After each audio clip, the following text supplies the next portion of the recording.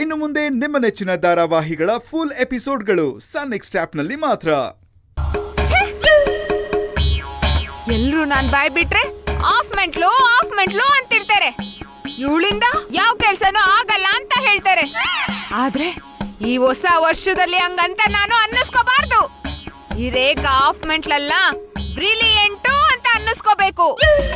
ಆಗ ಅನ್ನಿಸ್ಕೋಬೇಕು ಅಂದ್ರೆ ನಾನು ಏನ್ ಮಾಡ್ಬೇಕು? ಬಿಸ್ನೆಸ್ ಮಾಡ್ಬೇಕು. ಯಾವ ಬಿಸ್ನೆಸ್ ಮಾಡ್ಲಿ?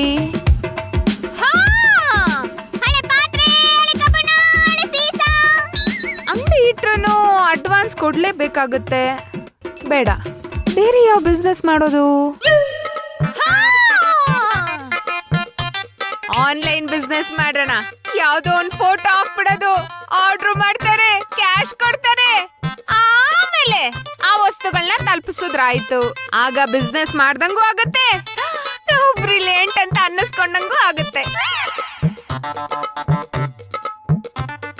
ಉಪ್ಪಿನಕಾಯಿ, ಚಕ್ಲಿ, ನಿಪ್ಪಟ್ಟು, ಕೋಡ್ಬಳೆ. ಉಪ್ಪಿನಕಾಯಿ, ಚಕ್ಲಿ, ನಿಪ್ಪಟ್ಟು, ಕೋಡ್ಬಳೆ ಮಾರೋದಾ? ಈ ರೇಖಾ, ನಾನೇನು, ನನ್ನ ಲೆವೆಲ್ ಏನು? No no no no. ಅಲ್ಲ, ನಾನು ಅದೇ ಬಿಸ್ನೆಸ್ ಮಾಡ್ಬೇಕು ಅಂದ್ರೆ ಅಕಸ್ಮಾತ್ ಅವೆಲ್ಲ ಉಳ್ಕೊಂಡ್ಬಿಟ್ರೆ ನಾನೊಬ್ಳೆ ಕರುಮ್ ಕುರುಮ್ ಕರುಮ್ ಕುರುಮ್ ಕರುಮ್ ಕುರುಮ್ ಅಂತ ತಿನ್ಕೊಂಡ್ ಕುತ್ಕೋಬೇಕಾಗತ್ತಲ್ಲ. ಉರಿ ಉರಿ ಉರಿ ಉರಿ ಉರಿ ಉರಿ ಉರಿ ಉರಿ ಉರಿ ಉರಿ ಉರಿ ಉರಿ. ಗೌಡ್ರೆ, ಏನ್ ಉರಿ ಉರಿ ಅಂತ ಇದೀರಲ್ಲ? ನಿಮ್ಮ ಹೆಂಡ್ರೆ ಏನಾದ್ರು ಬಾಯಿ ಒಳಗಡೆ ಖಾರ ಇಟ್ರ? ಏಕ ಮೇಡಮ್ ಅವ್ರೆ, ನನಗೆ ಬರುತ್ತಿರೋ ಕೋಪಕ್ಕೆ ಮೆಣಸಿನಕಾಯಿ ಅಲ್ಲ, ನನ್ನ ಹೆಂಡತಿ ಬಾಯಲ್ಲಿ ಹುಣಸೆಕಾಯಿ ಇಡಬೇಕು ಅನಿಸ್ತಾ ಇದೆ. ಮದುವೆ ಆದ ಹೊಸದ್ರಲ್ಲಿ ನನ್ನ ಬಾಳು ಚೆನ್ನಾಗಿದೆ ಅಂತ ಚಿಂತಕ ಅಂತ ಸ್ಟೆಪ್ ಆಗ್ತಿದೆ. ಆದ್ರೆ ಈಗ ಯಾಕಾದ್ರೂ ಮದುವೆ ಆದ್ನು ಅಂತ ಬಡ್ಕೊಳಂಗಾಗ್ತಿದೆ. ಮೇಡಮ್ ಅವ್ರೆ, ನೀವೆಲ್ಲ ಎದ್ದು ಬಂದ್ಬಿಟ್ರಿ. ಆಮೇಲೆ ಉಳಿದಿರೋ ತರಕಾರಿ ಸೊಪ್ಪನ್ನೆಲ್ಲ ನನಗೆ ತಿನ್ಸಿ ತಿನ್ಸಿ ತಿನ್ಸಿ ನನ್ನ ಹೊಟ್ಟೆನ ಕನ್ನಂಬಾಡಿ ಕಟ್ಟೆ ತರ ಮಾಡಿಟ್ಟಿದ್ದಾಳೆ. ಗೌಡ್ರೆ, ನಿಮ್ಮನೆ ಕಸನ ನೀವೇ ಗುಡಿಸ್ಬೇಕು, ಪಕ್ಕದ ಮನೆಯವರ ಗುಡಿಸ್ತಾರೆ. ಅಂದ್ರೆ ನಿಮ್ ಹೆಂಡತಿನ ನೀವೇ ಹಿಡಿತದಲ್ಲಿ ಇಟ್ಕೋಬೇಕು. ನೀವೇ ಹಿಡಿತದಲ್ಲಿ ಇಟ್ಕೊಳ್ಳಿಲ್ಲ ಅಂದ್ರೆ ನಾವ್ ಬಂದ್ ಮೂಗ್ದಾರ ಹಾಕಕ್ಕಾಗತ್ತಾ? ರೇಖಾ ಮೇಡಮ್ ಅವರೇ, ತಾಳಿ ಕಟ್ಟಿದೀನಿ ಅಂತ ಸುಮ್ನೆ ಇದೀನಿ. ಇಲ್ಲ ಅಂದ್ರೆ ಮೂಗ್ದಾರ ಏನು ನೇನು ದಾರನೇ ಹಾಕ್ಬಿಡ್ತಿದ್ದೆ. 3 ಗಂಟೆ ಕಟ್ಟಿದೀನಿ ಅಂತ ಇಷ್ಟೆಲ್ಲ ಅನುಭವಿಸ್ತಾ ಇದ್ದೀನಿ. ನೀವೇ ನನ್ನನ್ನ ಕಾಪಾಡ್ಬೇಕು. ಅಯ್ಯೋ ಗೌಡ್ರೆ, ಪ್ರಪಂಚದಲ್ಲಿ 90% ಗಂಡಸರ ಪರಿಸ್ಥಿತಿ ಇದೇ ತರ ಇರೋದು. ಹೆಂಡತಿ ಅನ್ನೋಳು ಗಾಳಿಪಟ ಇದ್ದಂಗೆ. ಆ ದಾರ ಇಟ್ಕೊಂಡು ಗಾಳಿಪಟ ಬಿಟ್ಟಾಗ ಗಾಳಿಪಟ ನೀಟಾಗಿ ಆಡ್ತಿರುತ್ತೆ. ನಾವೇನಾದ್ರೂ ಆ ದಾರನ ಸ್ವಲ್ಪ ಲೂಸ್ ಬಿಟ್ಟಾಗ ಆ ಗಾಳಿಪಟ ಹಾರ್ಕೊಂಡು ಹೋಗ್ಬಿಡುತ್ತೆ. ಅದೇ ತರ ನಮ್ ಜೀವನನು ಕಿತ್ಕೊಂಡು ಹೋಗ್ಬಿಡುತ್ತೆ. ಮೇಡಮ್ ಅವರೇ, ಪವರ್ ಇಲ್ಲ ಅಂದ್ರು ಪವರ್ ಸ್ಟಾರ್ ತರ ಮಾತಾಡ್ತಿದ್ದೀರಾ. ನೀವೇ ನನಗೊಂದು ಪರಿಹಾರ ಕೊಡಿ. ಪರಿಹಾರ? ಗೌಡ್ರೆ, ತಲೆನೋವು ಅಂದ್ಬಿಟ್ಟು ತಲೆನ ಚಚ್ಕೊಳಕ್ಕಾಗತ್ತಾ? ಗುಲಾಮ್ ಇಟ್ಕೋಬೇಕು. ನೋಡಿ, ನಿಮ್ ಕಷ್ಟನ, ಸುಖನ, ದುಃಖನ ಎಲ್ಲಾನು ಹೇಗಿದ್ರು ಈ ಡೈರಿ ಬರೀತಾ ಇದೀರಲ್ಲ, ಬರ್ದ್ಬಿಡಿ. ಆಗ ಸಮಸ್ಯೆಗೆ ಪರಿಹಾರನೂ ಸಿಗುತ್ತೆ, ಮನಸ್ಸಿಗೆ ನೆಮ್ಮದಿನೂ ಆಗುತ್ತೆ. ರೇಖಾ ಮೇಡಮ್ ಅವ್ರೆ, ನೀವೇನ್ರಿ ಹುತ್ತ ತೋರ್ಸಿ ಅಂದ್ರೆ ಹಾವಣೆ ತಂದು ಕೈ ಮೇಲೆ ಇಡ್ತಿದ್ದೀರಾ? ನಾನೇನಾದ್ರೂ ನನ್ನ ಹೆಂಡತಿ ಬಗ್ಗೆ ಬರೆಯೋದು ಅವಳು ಗೊತ್ತಾದ್ರೆ ನನ್ನನ್ನ ದರ ಅಂತ ಎಳ್ಕೊಂಡೋಗಿ ರೈಲ್ವೆ ಕಂಬಿ ಮೇಲೆ ಕೂರಿಸ್ತಾಳೆ. ಅಯ್ಯೋ ಗೌಡ್ರೆ, ಮೊದಲನೇ ಪೇಜಲ್ಲಿ ಬರೀರಿ ಅಂತ ಹೇಳಿದ್ನಾ? ಯಾವ್ದಾದ್ರು ಸೆಂಟ್ರ್ ಪೇಜಲ್ಲಿ ನಿಮ್ ದುಃಖನ ತೋಡ್ಕೊಳ್ಳಿ. ಮೇಡಮ್ ಅವ್ರೆ, ಸೆಂಟ್ರ್ ಪೇಜಲ್ಲಿ ನನ್ನ ದುಃಖನ ಬರ್ಕೊಂಡ್ರೆ ಈ ಪೇಜ್ ನೆನೆದೋಗಲ್ವಾ? ಇಷ್ಟೆಲ್ಲ ಮಾತಾಡ್ತಾ ಇದೀರಲ್ಲ, ನನಗೆ ಟಾಂಗ್ ಕೊಡ್ತಾ ಇದೀರಲ್ಲ, ಇನ್ಮೇಲೆ ಐಡಿಯಾ ಕೊಡಲ್ಲ, ನಾನು ಹೋಗ್ತೀನಿ. ಮೇಡಮ್ ಹಂಗ್ ಮಾಡ್ಬೇಡಿ ಪ್ಲೀಸ್, ಐಡಿಯಾ ಕೊಡಿ ಮೇಡಮ್.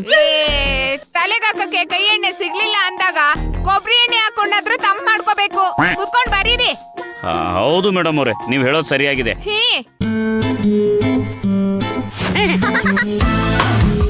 ಬರೀ ವೀರ, ಬರೀ ನಿನ್ನ ದುಃಖವನ್ನು ತೋಡಿಕೋ. ಮೇಡಮ್ ಅವ್ರೆ, ಏನ್ ಬರೀಲಿ? ಅಯ್ಯೋ ಶಿವನೇ, ನನ್ನೆ ಏನ್ ಬರಿಬೇಕು ಅಂತ ಕೇಳ್ತಿರಲ್ರಿ?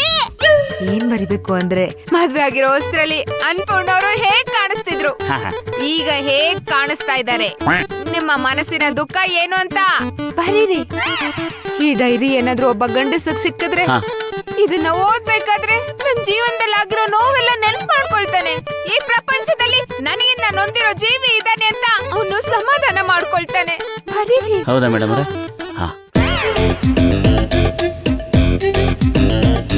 ಮೇಡಮ್ ಅವರೇ, ಯಾಕೋ ಬರೆಯೋದಕ್ಕೆ ನನ್ನ ಕೈ ಮುಂದೆನೆ ಬರ್ತಾ ಇಲ್ಲ.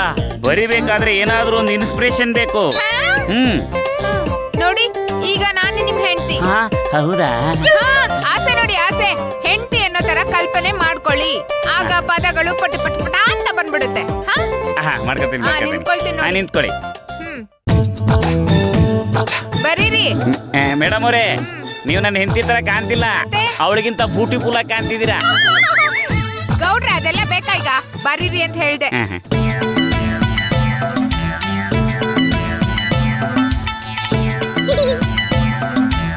ಒಂಚೂರು ನಗಿ, ಇನ್ನೊಂಚೂರು, ಇನ್ನೊಂದ್ ಸ್ವಲ್ಪ, ಇನ್ನು ಸ್ವಲ್ಪ. ಸುಮ್ನೆ ಬರೀರಿ.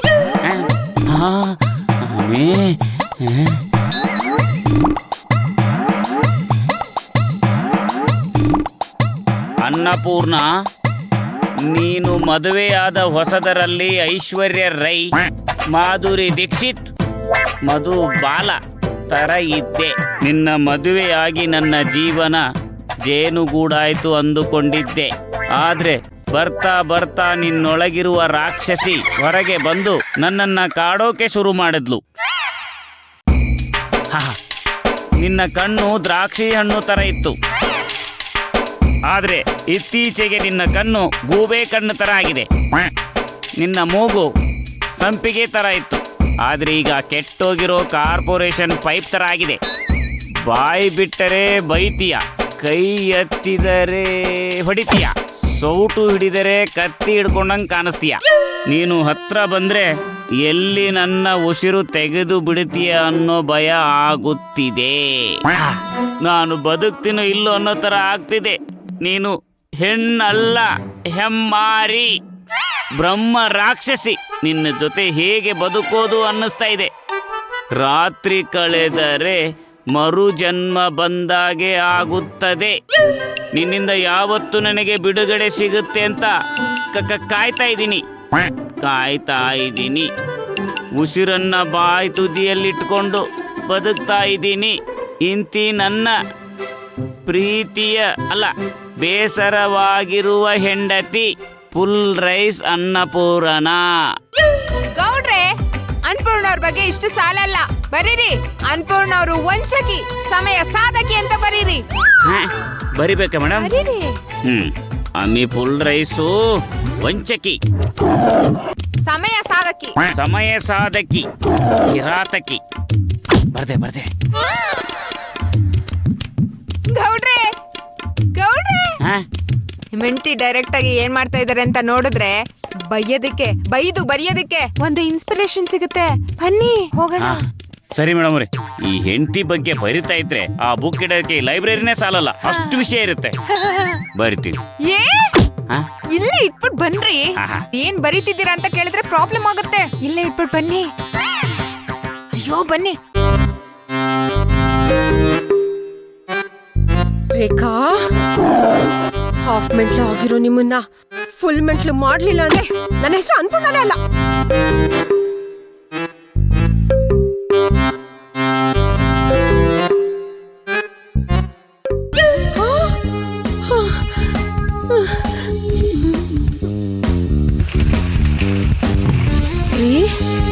ನನ್ ಬಗ್ಗೆ ಇಷ್ಟು ಕೆಟ್ಟದಾಗಿ ಕಲ್ಪನೆ ಮಾಡ್ಕೊಂಡು ಬರ್ದಿದ್ದೀರಾ?